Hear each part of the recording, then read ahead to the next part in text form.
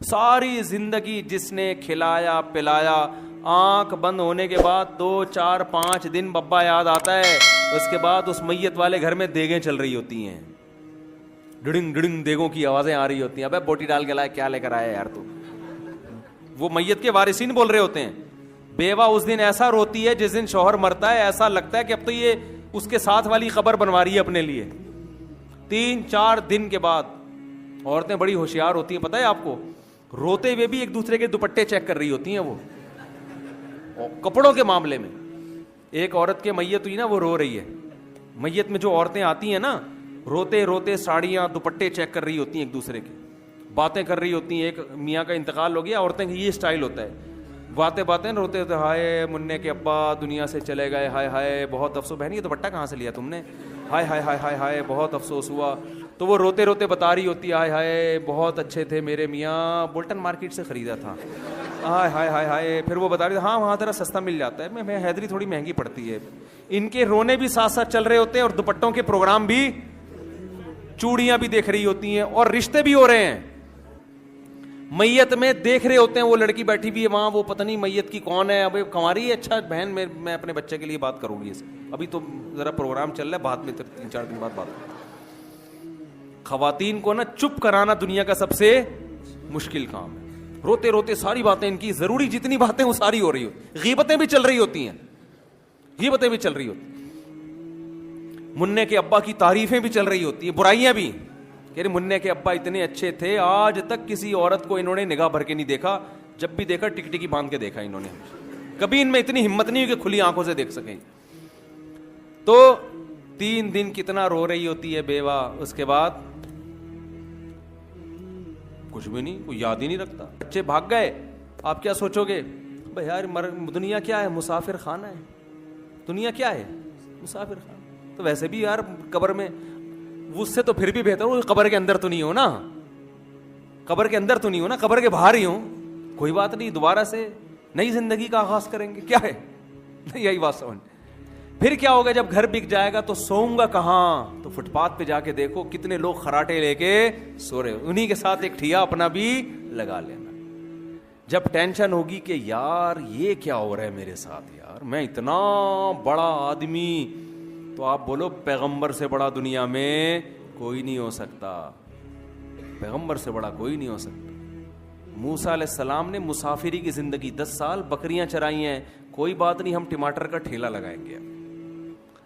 جب لوگ بے عزتی کا تانا دیں گے، ابے تو اتنی بڑی فیکٹری کا مالک تھا، تو ٹماٹر بیچ رہا ہے، شیم شیم، اس کو بولو کوئی بات نہیں، تو بھی تھوڑے دنوں میں قبر کے اندر اور میں بھی تھوڑے دنوں میں قبر کے اندر، پھر وہاں ایک دوسرے پہ لام تان کریں گے. ٹھیک ہے. ٹینشن وہ لیتا ہے جو دنیا کو مسافر خانہ نہیں سمجھتا، اور ہم سب نہیں سمجھتے، ہم پاگل ہیں، بے وقوف ہیں، 1 نمبر کے بے وقوف ہیں. آپ جن کو عقل مند سمجھتے ہو نا، بڑے بڑے پڑھے لکھے، اللہ کی نظر میں یہ سب سے بڑے بے وقوف ہیں.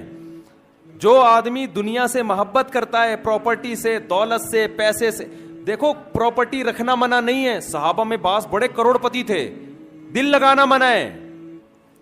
اب پتہ کیسے چلے گا کہ علماء اس کو کہتے ہیں کہ دولت جیب میں رکھو، دل کے اندر نہیں رکھو. جیب میں ہو آپ، دل کے باہر ہو، دل میں نہیں رکھنی، دل نہیں لگانا ان چیزوں سے، کسی سے دل نہیں لگانا اللہ کے سوا. جانا کس کے پاس ہے؟ اللہ کے پاس. جس کے پاس جانا ہے، اللہ کہتا ہے وَلَقَدْ جِئْتُمُونَا فُرَادَا كَمَا خَلَقْنَاكُمْ أَوَّلَ مَرَّةٍ، اکیلا بنایا تھا ماں کے پیٹ میں پہلی مرتبہ، تو اسی طرح ہمارے پاس بھی کس طرح ہوگے؟ اکیلے آؤ گے. قبر میں 100 آدمیوں کی قبر بھی ایک ساتھ بنا دو نا، پھر بھی ہوتے وہ اکیلے اکیلے ہی ہیں، اکٹھے نہیں ہوتے. وہ ان کی تھوڑی آپس میں کنورزیشن ہوتی ہے، ورنہ تو سب میاں بیوی ایک ہی قبر میں دفن ہوتے کہ یار چلو وہاں بھی تھے تو ادھر بھی، ان کو پتہ ہے اس کو وہاں دفناؤ یا اس کے ساتھ دفنا دو، اب ان کا آپس میں کوئی لنک نہیں ہے.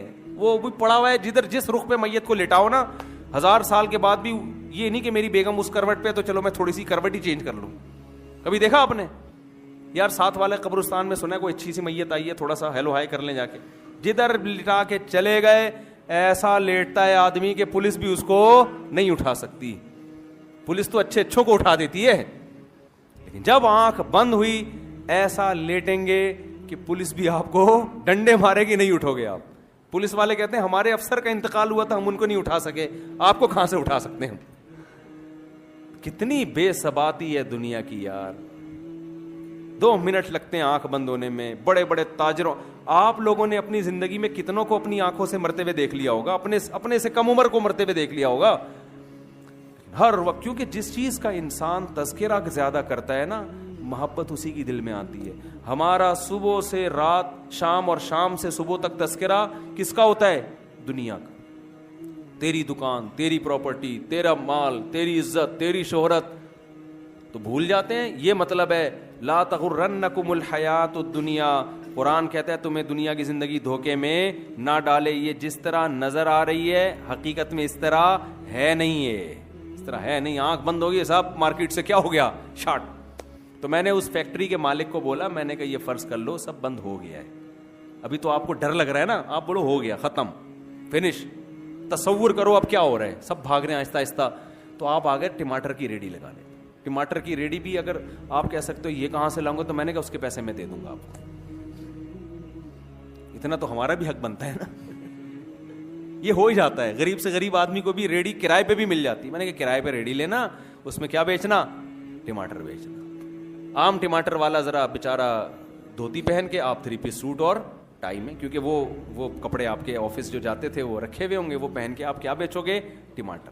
اور جب کوئی تانا دے تو کوئی بے عزتی کی بات نہیں ہے. بولے بھائی جو بڑے بڑے قارون جب قبر نیچے چلا گیا, فرعون نیچے چلا گیا, جو تانا آج جتنے لوگ دنیا میں بیٹھے ہیں نا جو آپ کو عار دلا رہے ہیں, تھوڑے دنوں میں نہ عار دلانے والا کوئی رہے گا, نہ عزت کرنے والا اور نہ ذلت کرنے والا.